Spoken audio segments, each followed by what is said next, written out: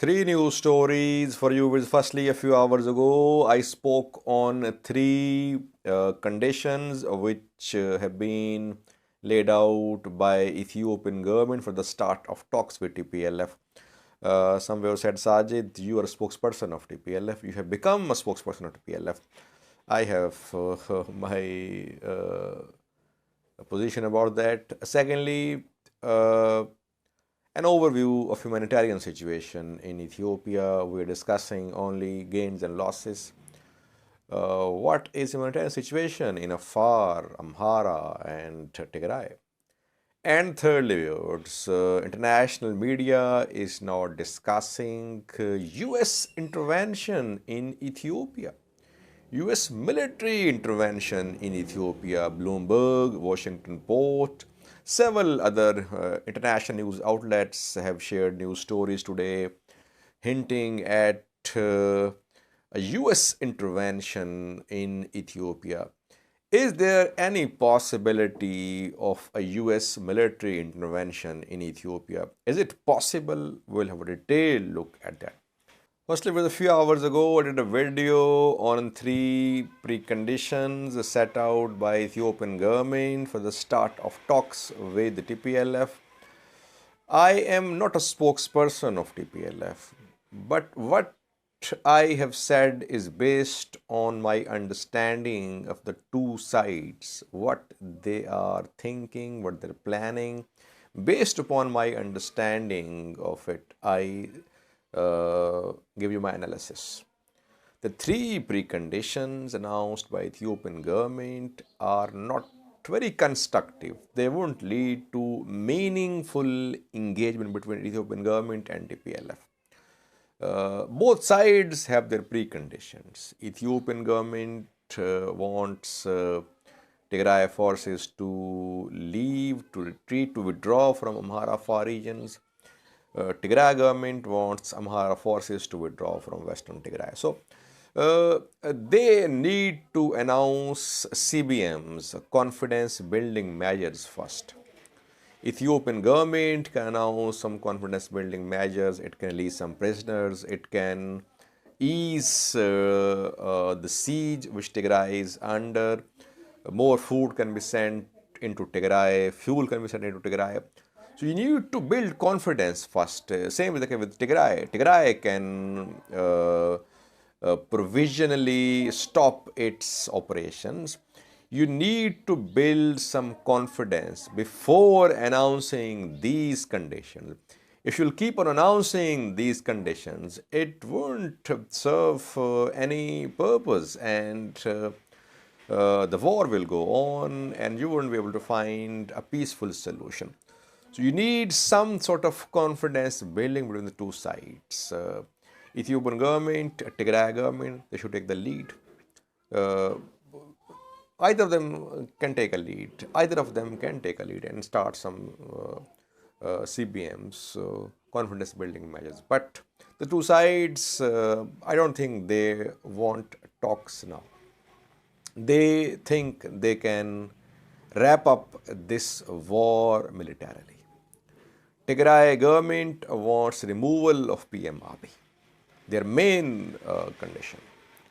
On the other hand, Ethiopian government wants TDF to leave Amhara Far regions.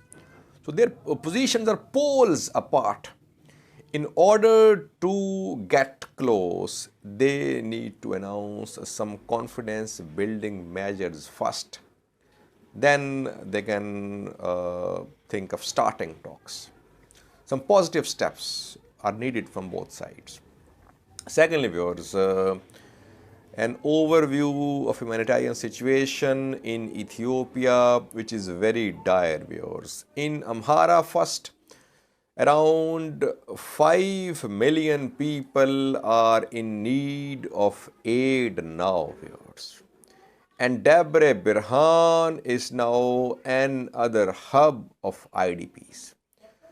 Internally displaced persons fled from Kobo and Kambolcha when TDF entered the two towns, and they have entered Debre Birhan in large numbers. And fighting is now approaching this place, Debre Birhan. Tens of thousands of IDPs are in Debre Birhan now. In Wog Hemra, there is acute shortage of food. Local authorities, Amhara regional government authorities, Agao Liberation Front fighters, all are saying there is shortage of food and supplies in Wog Hemra zone. Same is the case in north and south Voluyos. What about Afar? I told you that Kambolcha is the hub of activities in Afar. Electricity, communications cut in most parts of Afar, even in Samara and Logia, main towns of Afar. Uh, there are long outages of power. Communications are cut off there in Logia, in Samara too. And no aid is arriving, no food is arriving in Afar from Amhara side.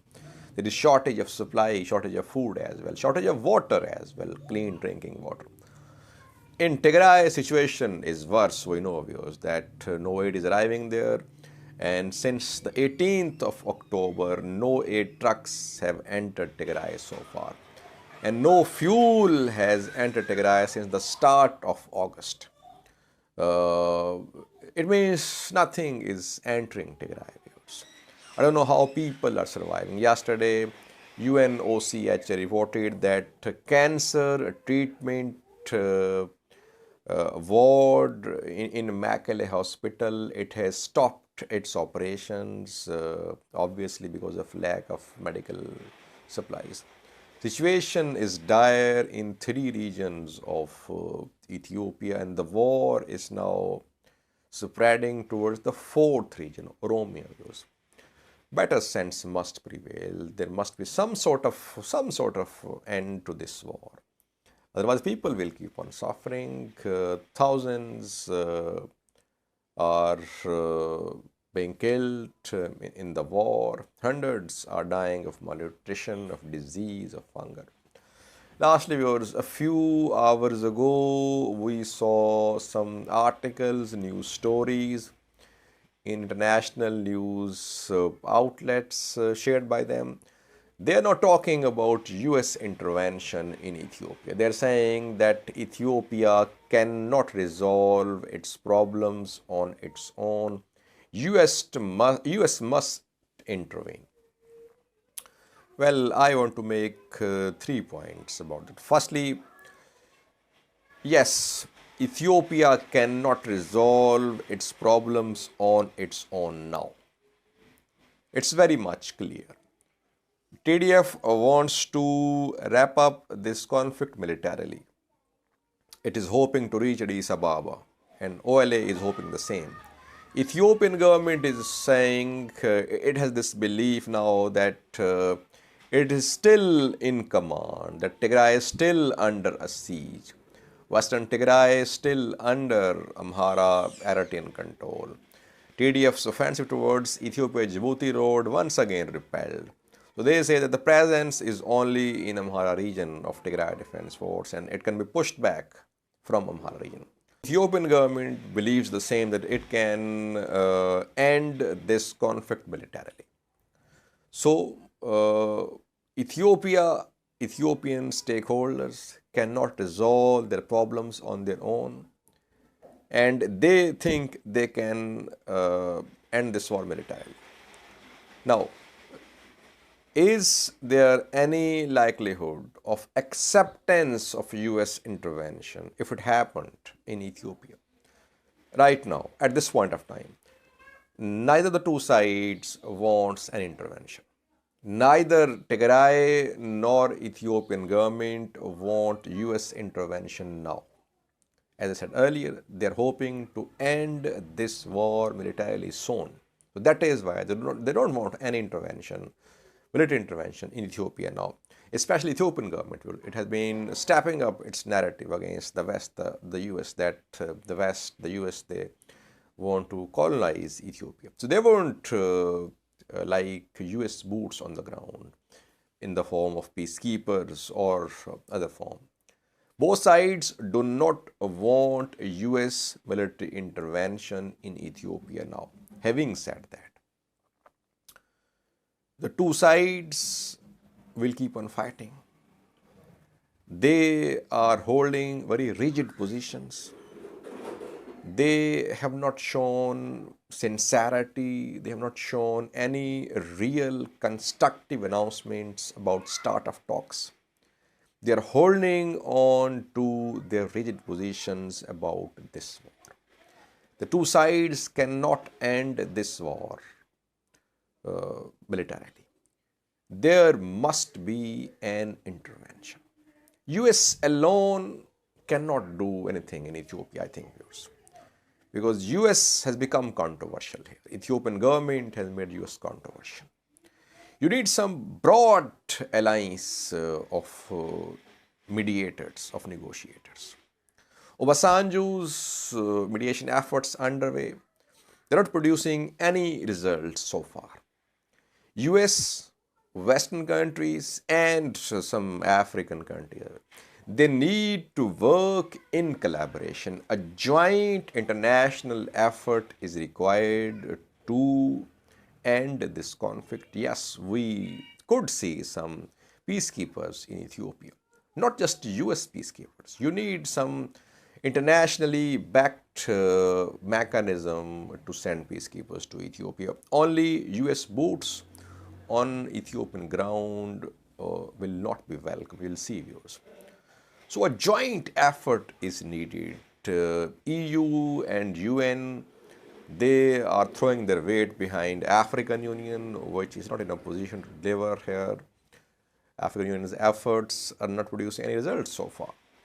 You need a joint effort. EU, US, African Union, all sides must come together for an intervention in Ethiopia. That is the solution according to my analysis, viewers. Thank you for watching.